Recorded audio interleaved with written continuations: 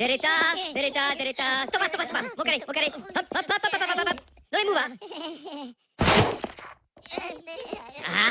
Asparagus. Hey guys, it's with Stephanie and welcome back to my channel. So in this video today, I'm going to be discussing how are practicals and what are practicals in the didactic year. So during the didactic year, what are practicals and how are they?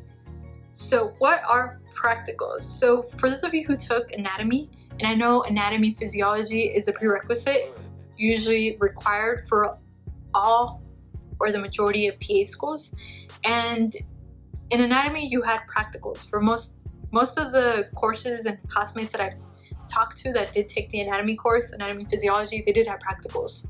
So if you remember how your practical was, you would learn your lecture part, right, which was in class, and then you had your practical where you were responsible for identifying organs. So you had an organ outside, you had to know what that organ was, or even the skeleton, you had to know where the clavicle was, they pointed at a certain thing, and you had to know what it was. Well, that's what a practical is, and it's very, very similar to PA school. So these practicals are very similar to PA school. That's why it's really important that if you're taking anatomy and physiology as an undergrad for a prerequisite, you have to make sure you do very well in that class, not only for your science and overall GPA, but you want to make sure that you learn the information well, because you are going to be retested this in PA school. Some of my classmates that had just taken anatomy, like were fresh out of anatomy, they did so well in anatomy because they had just gone over this information, versus myself who took anatomy in 2010, 2011, and I got accepted into PA school in 2018. It's been about 7 years, even 8 years, for example, since I had learned anatomy. So all that information was there, but it was really dusty, and I had a hard time having to relearn everything. So that's why it's really important, if you can, to take your anatomy class in your your junior or senior year, if you can, and to make sure that you do well in that class, and not only do well, to make sure that you learn the information, because it's going to come back and haunt you. I can't say that again, it's going to come back and haunt you. So anatomy. The practicals are very similar to your PA school. In PA school, we have our anatomy class. So we have, once again, the same thing as your undergrad. You have your anatomy, but it's a lot more in depth, And your practical is a lot more in depth. While as an undergrad, you just kind of had to identify superficial markings or like organs in general. In PA school, it's a lot more in depth because you have to learn arteries and nerves, and not like the main arteries, like the brachial ones. You have to learn specific arteries that I've never even heard of, right? Didn't even learn in my anatomy class in undergrad. So it's a lot more in depth. Now, in regards to how are practicals, so I'm going to be discussing my anatomy practical first.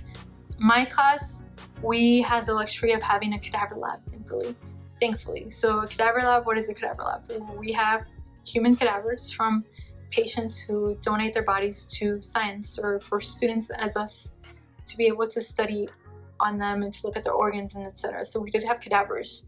So during our anatomy class, we were able to find organs, find the nerves, and be able to identify the nerves, where they originated from, where they connected from, what split from the nerves, the arteries, how to differentiate between a nerve, an artery, and a vein.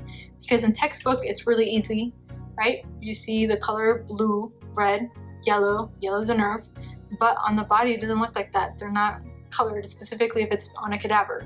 So they look very similar because they're usually the same colors, like they're usually white or like a pale tan. So it's really difficult to differentiate whether it's a vein or an artery or nerve. So you really have to see where it originates from, whether it's proximal to the body or distal to the body. So for practicals, we would have our lecture exam, and then we would have our practicals. So the next day, we would usually have our lecture exam on Monday, for example, and then that Thursday, we would have our practical. So we go into our practical, and you have the cadaver bodies, and you start they have stations. So you start in station 1, and there'll be a pin pointing to a specific organ, and you have to write down on your sheet what that organ is. You go to station 2, because they'll time you. You have about 2 minutes per station. So that's why you have to make sure that you study and know the information well, because you only have a few minutes to write down your answer. there would be times where sometimes I would get stuck and I couldn't remember the name of the nerve, or I couldn't remember how to spell the nerve, because they also grade you on spelling. And that's why you have to make sure you know it, because when you look at it, you know what it is, and boom, you can write it down because you only have 2 minutes. So we would go, and then station 1, and they would sound, it's time to go on to the next station, you go on to the next station, and then they'll put like a string around a nerve. So you have to see what nerve it is, but within that nerve, there's a lot of nerves and arteries around it, so you have to know whether it's a nerve or artery or nerve or vein, because all it'll say is identify the structure. So if you put a vein or a nerve, then it's going to be wrong. So say you put axillary vein or axillary nerve, and it was actually the nerve, but you put axillary vein, then it's wrong. So that's why you have to make sure that you're looking at the correct structure and you orient yourself where that structure originates from, etc. So that's how the practicals are for anatomy.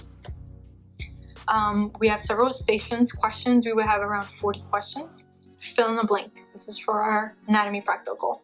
Now, switching gears onto my patient encounter practical. So my patient encounter class is basically a class of how you learn how to introduce yourself to patients, how to obtain proper history, and how to ask proper questions. So we would usually have a fake patient.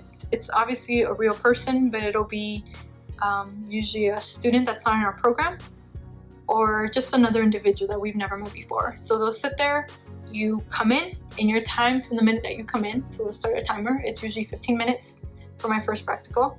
And they'll give you a chief complaint, and you have to ask a certain amount of questions, a good history for that chief complaint. So they'll mark you off if you miss to ask the onset of the symptoms, the location of the pain, for example, how long it's been going on for, the duration, the character, what makes it worse, what relieves the pain, their past medical history, like if they've had any diseases, any accidents, if they're up to vaccination with their vaccines, or family medical history, if any members in their family have diseases, social history, do they smoke, drink. So you have to make sure you ask all those questions and you're writing it down. You have 15 minutes to go through that.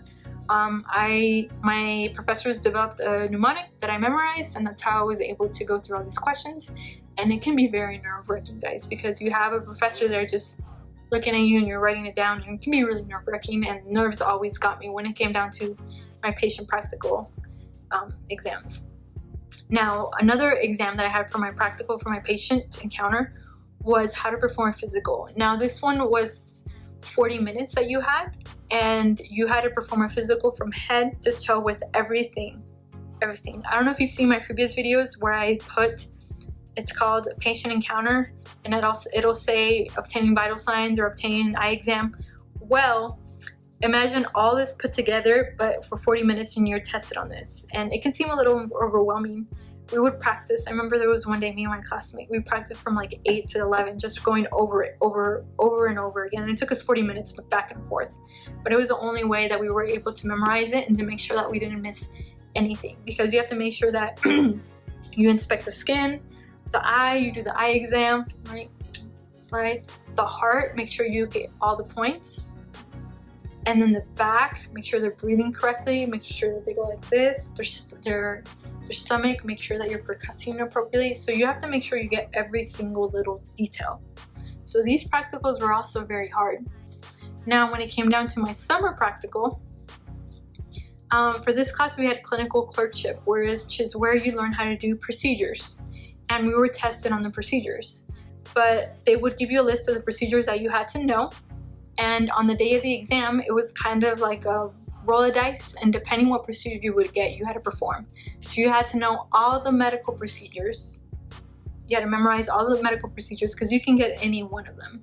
So the medical procedures ranged from lumbar punctures, suturing, catheters, removing a toenail, intubating. Now for this one, we didn't have real patients. We had mannequins or fake skin, because you can't do that on a real patient. So that one was also really hard, because you had to start with the indications. So what are the indications for intubation, whether, to assess airway, etc. What are the contraindications? So who would you not do an intubation? What on, and what are the post procedures. So for example, for a patient who's having a catheter, what are you going to tell the patient for post procedures? So not only do you have to do the procedure, make sure you do everything correctly, you had to also know what were the indications, the contraindications, and the post procedure.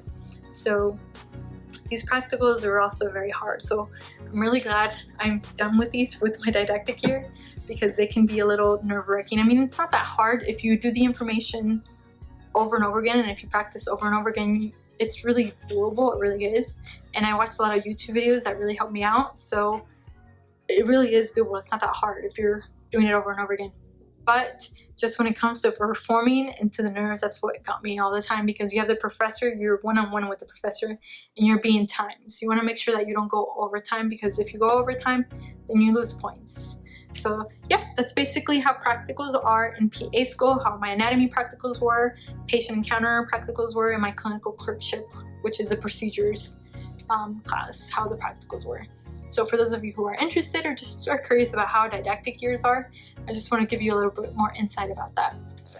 Alright guys, as always, thanks for watching my videos. If you guys have any questions, any concerns, any comments, make sure you comment below. If you have a question privately for me, just feel free to send me an email and I get back to you as soon as I can. If you like my videos, give them a thumbs up please, and subscribe to my channel. Alright guys, thanks for watching my videos as always, and I read all your comments. You guys are amazing, and have a good day, okay?